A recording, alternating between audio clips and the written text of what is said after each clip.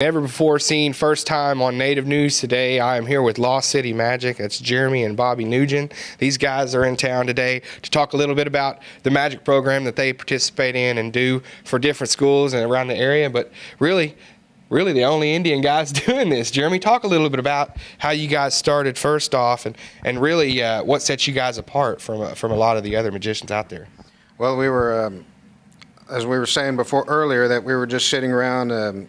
We were basically started researching our native culture and the Indian cultures around, and we realized that there had been Native American magicians all throughout Native American history until recently in the 1800s, and it was a culture that kind of died out, and it was something that needs to be brought back. There's lots of famous magicians out there, but none that we saw that was Native American. So we wanted to do something like that to set it off and set something apart and bring this culture back from brink of extinction, and that's what we're doing.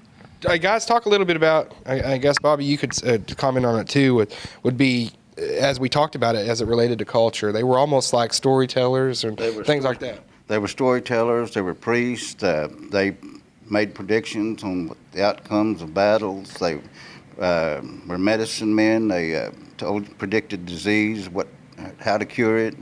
They were herbalists. They used a lot of herbs in their stuff, and just a lot of working with nature. Absolutely. Now, we touched on it a little bit, but you guys, there's some interesting things about y'all's shows. You know, you go around to all the schools and fully booked a lot of the time. In fact, we were very glad to be able to just get you in here today. But you guys make all your own props, and like a lot of other magicians and stuff like that. So a lot of authenticity in you guys' presentation. Yeah, everything that we've had been researched, and this is a wand that we use for the cups and balls, and it was similar to the ones that we'd found in our history books and archives at what the conjurers had used, and we tricks made with dream catchers and just flash paper, handmade art, and even simple little things like a spoon. Every Indian knows what that is. Yeah, I was going to say, if I had another one, I could play some music. Well, guys, I tell you what, I could sit here and talk all day till I'm blue in the face about what you do and how cool it is, but I'm going to get out of your way and let you show us some stuff here in the studio today. You've been gracious enough to bring all your stuff along with you, so, hey, guys, get after it. I'm going to stand over here and kind of explain what we got going on while you're doing it here. Okay, the first thing that we'd like to show is a piece of storytelling that they used to do, and it was about illustrating the creation of life and how every Native American could transform themselves into something better. And an example that they used to use, that was a perfect example, was a caterpillar. And they had showed the conjurers of old would show the caterpillar, and instead of a cocoon, we're going to place it into a glass. And ready? Instead, we'd just speed up the transformation there and show from a caterpillar you could transform into something better, like a beautiful butterfly to fly with. The second one that we do is over here is called the Four Elements of Life, and this is a lot of what the conjurers, perfect illustration of what the conjurers would do, and we'd like to use you on this, is that whenever every Indian would come of age, they would go and see the conjurer, and he would tell them that the four elements of life, there was the four personality types, and he would determine what that person would be like. Like, say, air was the thinkers and the philosophers. They often become the diplomats, and they're the ones that rose higher above than anyone else. Yes. Earth was people that was of the spiritual types, the conjurers, the shamans, the medicine men. They had a little bit of everything mixed in with them as a whole for it.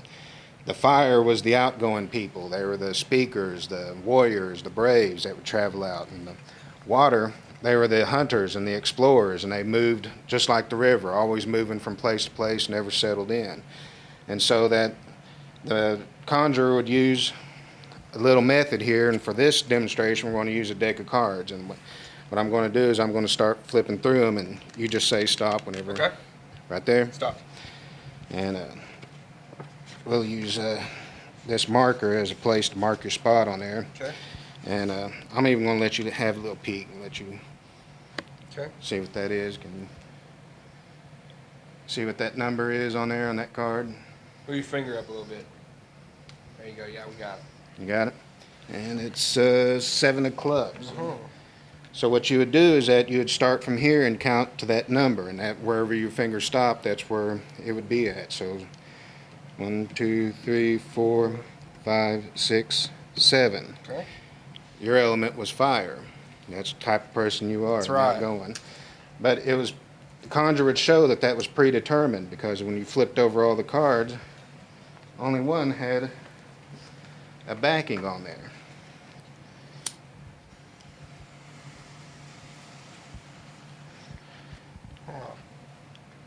And you flip that backing, it would reveal that it was written long ago that you would choose fire. And that was also predetermined here in the cards, because if we sit and flip through them, you saw the number what you wanted to see all along that would lead you to that card.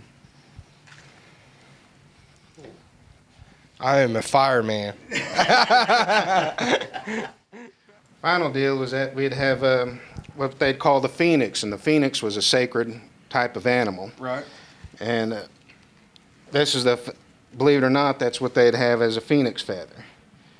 And if you could, which are you, right or left-handed? I'm right-handed. Right-handed? Yes. Yeah, go ahead and set that rock Okay. down. And we'll Okay. use your, whichever hand, this hand will work. This one, Yeah. okay. Hold your hand out just like that, and keep that monitor. Okay, close that up. Keep your hand as a fist on there, because we're going to see if the phoenix will mark you. And we'll take the feather and burn him away to just ash.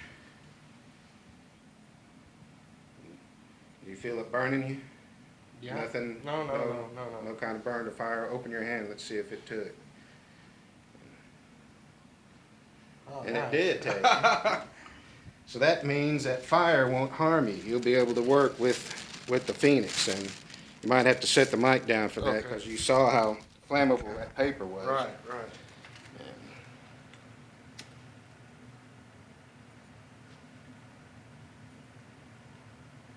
Go ahead and hold it in both hands, because if we were right and that phoenix did mark you, then it won't burn you. You'll be able to control the fire. But if it didn't, you are going to go up in some bad flames there. Okay, now turn towards the camera.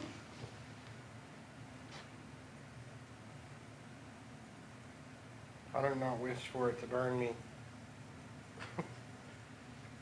Well, you should be. I've been marked by the phoenix.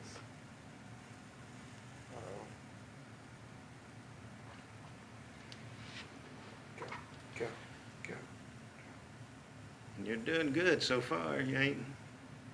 Last time we done this, we had to send the guy to the burn ward. Oh, God. I got it.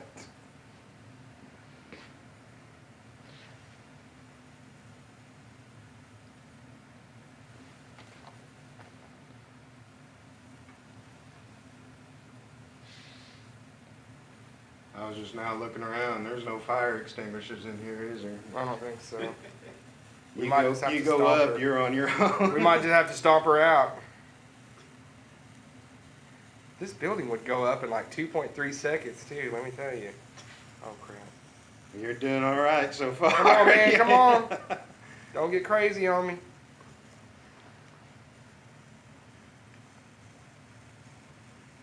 Phoenix feather.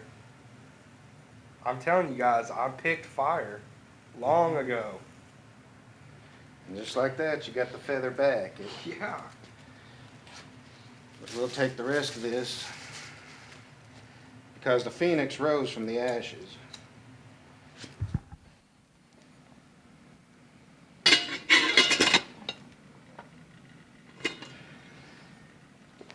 And just like that, the phoenix will come back as an egg. But the reason nobody sees phoenixes anymore is because it needs a magician to bring that phoenix back whole again.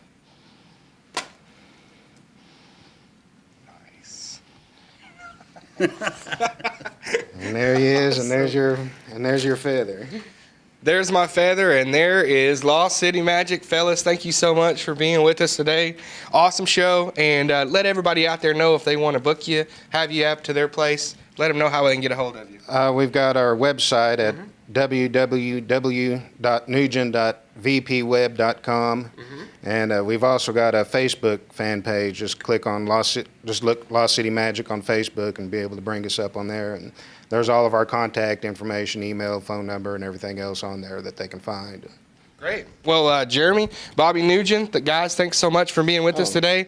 Great to have Lost City Magic on Native News. All right, thank you.